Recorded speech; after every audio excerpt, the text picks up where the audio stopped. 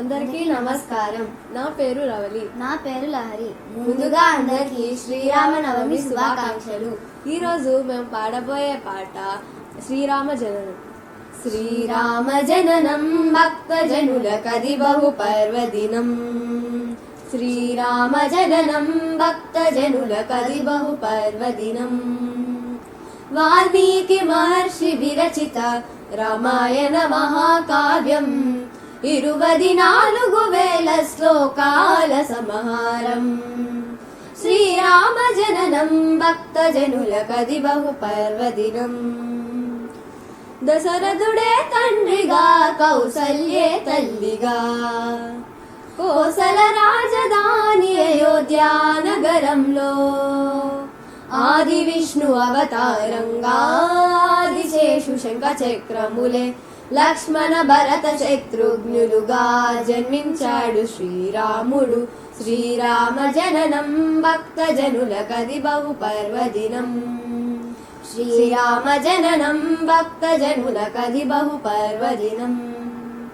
మారీచ సుబాహాది రాక్షసులను కడదేర్చాడు.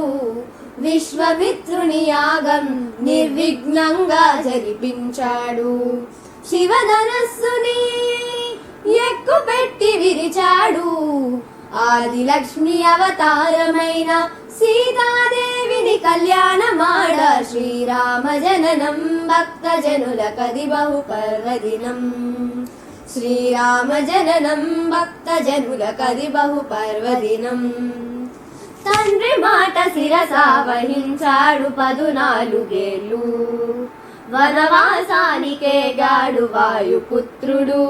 హనుమంత సుగ్రీవ విభీషణాది వారి సహకారంతో కుంభకర్ణ మేఘనాద రావణాసురాది అసురులను కడతేర్చాడు.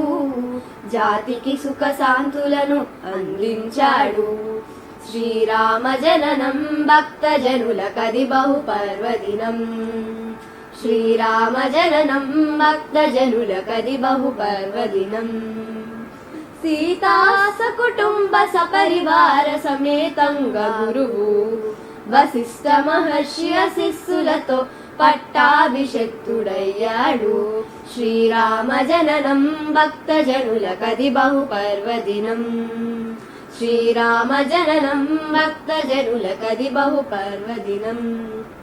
సీతా సకుటుంబ సపరివార సమేతంగా గురువు వశిష్ఠ మహర్షి శిష్యులతో పట్టాభిషిక్తుడయ్యాడు. శ్రీరామ జననం భక్తజనులకది బహు పర్వదినం. శ్రీరామ జననం భక్తజనులకది బహు పర్వదినం. శ్రీరామ జననం భక్తజనులకది బహు పర్వదినం. ఈ పాటను మా మామయ్య గారు డాక్టర్ యుగేందర్ గారు రచించారు. ధన్యవాదాలు.